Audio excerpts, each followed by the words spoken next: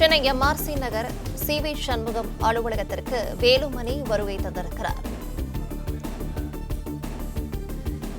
Chennai MRC நகர் CV. Shanmugam அலுவலகத்திற்கு வேலுமணி வருகை தந்திருக்கிறார். அண்மை செய்தியாக பார்த்துக் கொண்டிருக்கிறோம்.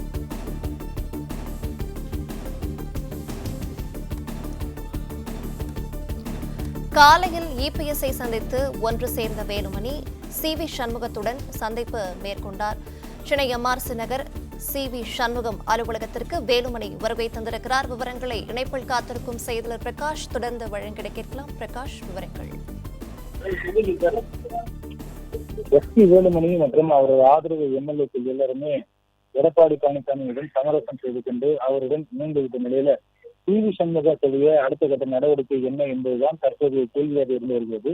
பாலவாக்கம் இல்லத்தில் இருந்த சி.வி. சண்முகத்தை முன்னாள் அமைச்சர் தங்கமணி அவருடைய வீட்டுக்கு நேரில் சென்று சந்தித்து ஆலோசனை நடத்தி ஒரே காரில் தற்போது எம்ஆர்சி நகரில் இருக்கக்கூடிய சி.வி. சண்முகம் அலுவலகத்துக்கு அழைத்து வந்தார். தற்போது தங்கமணி மற்றும் சி.வி. சண்முகம் தனியாக ஆலோசனை நடத்தி வந்த நிலையில தலைமைச் செயலகத்துக்கு சென்றிருந்த எஸ்.பி. வேலுமணி தற்போது எம்ஆர்சி நகரில் சி.வி. சண்முகத்துடைய அலுவலகத்துக்கு வருகை தந்திருக்கிறார்.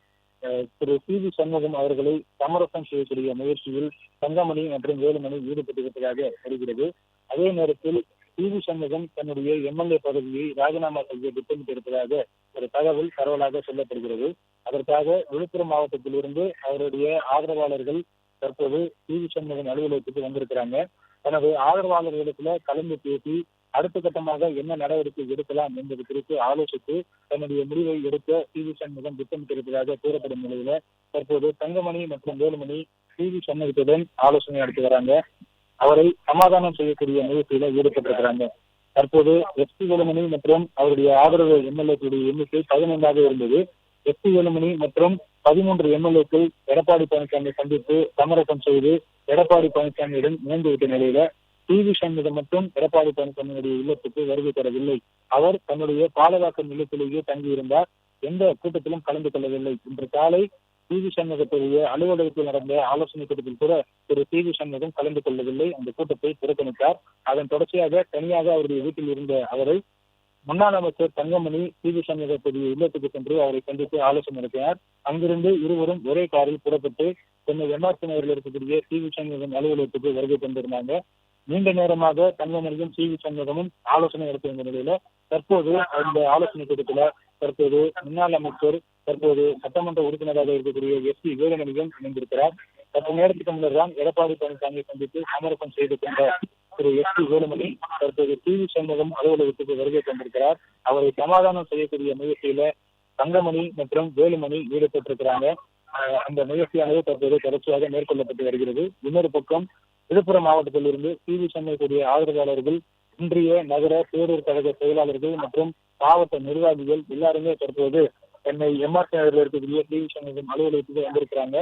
சி.வி. சண்முகம் தன்னுடைய எம்எல்ஏ பதவியை ராஜினாமா செய்ய இருப்பதாக ஒரு தகவல் பரவலாக பேசப்பட்டு வரக்கூடிய சூழ்நிலையில இந்த சமரச முயற்சியானது தற்போது தங்கமணி மற்றும் வேலுமணியால் மேற்கொள்ளப்பட்டு வருகிறது.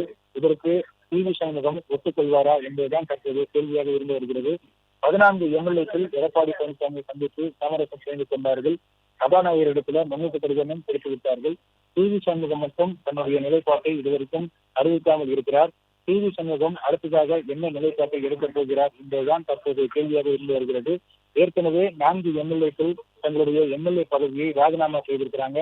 மரகதம் குமரவேல், ஜெயக்குமார் மற்றும் சத்யபாமா, இசக்கி சுப்பையா ஆகிய 4 எம்எல்ஏக்கள் தங்களுடைய எம்எல்ஏ பதவியை ராஜினாமா செய்திருக்கிறாங்க. தமிழக வெற்றி கழகத்தை தங்களில் இணைத்துக் கொண்டிருக்காங்க. அது போன்ற ஒரு பதவியை திரு சி.வி. சண்முகம் எடுப்பாரா அல்லது வேறு ஏதாவது நிலைப்பாட்டை எடுப்பாரா என்பதெல்லாம் அவருக்கும் வைக்கப்படுகின்ற ஒரு கேள்வியாக இருந்து வருகிறது.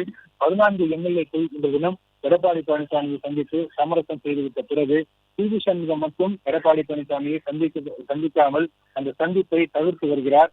இதுவரைக்கும் அவர் சமாதானமாக செல்வது தொடர்பாக எந்த முடிவும் எடுக்கப்படவில்லை என்பதுதான் நாம காலையிலிருந்து பார்த்து வரக்கூடிய காட்சியாக இருக்கிறது.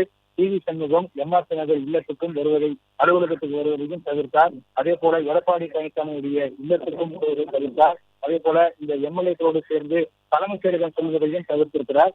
தனியாக செயல்பட்டிருக்கிறார். தற்போது தங்கமணியும் வேலுமணியும் சி.வி. சண்முகம் அலுவலகத்தில் இருந்து அவரை சமாதானம் செய்யக்கூடிய முயற்சியில ஈடுபட்டிருக்கிறாங்க.